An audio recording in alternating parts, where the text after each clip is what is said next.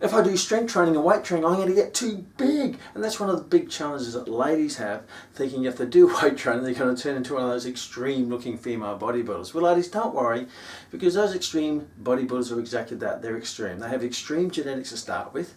So they have these great genetics, and so few women have that. They dedicate their whole life to putting on muscle while weight training and what they eat. And then they take a bit of the monkey juice to help build that muscle to turn them into a male looking female. Now ladies, even if you wanted to, most of you couldn't do that anyway. If you just maintain your muscle tissue with the aging process, you're doing incredibly well, because you don't have the levels of testosterone, your human growth hormone, the male hormones, that is conducive to putting on muscle. So what's really vital is that you do strength training for many reasons, and some of the obvious including maintaining strength, maintaining joint stability, maintaining tendon strength, to maintain your metabolic rate, because muscle tissue is the main contributing factor to your metabolism that determines your overall energy expenditure and fat loss. So from a fat loss point of view, you need to do strength training to keep the engine burning off the energy.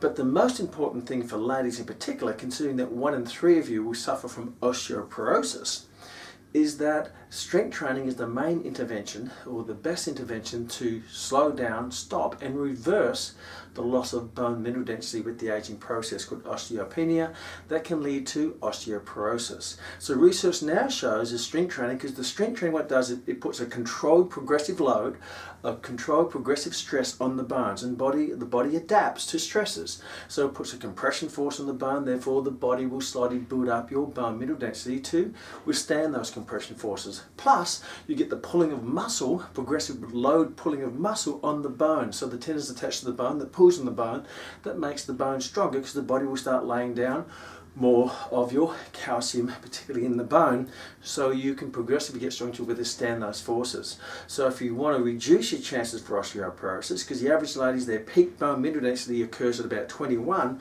and then it slowly over the aging process declines. The best way to maintain that peak is to do strength training.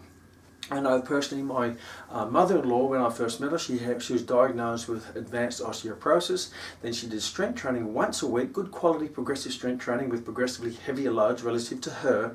And then within a couple of years, her advanced osteoporosis had been re-diagnosed as being slight osteopenia, means it's a slight loss of bone mineral density. So ladies, if you want to maintain bone mineral density plus get all the other benefits of strength training in terms of fat loss, quality of life, mobility and all those great benefits, but most of all stop the chances of osteoporosis, then do strength training. And that would be no cow poo.